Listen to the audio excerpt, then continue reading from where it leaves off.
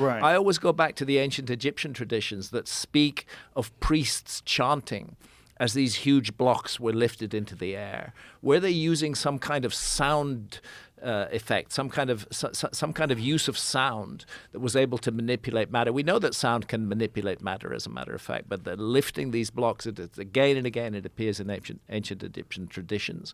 The notion that we could lift huge blocks with sound seems absurd to archaeologists, and yet it's there in the traditions of the Egyptologists.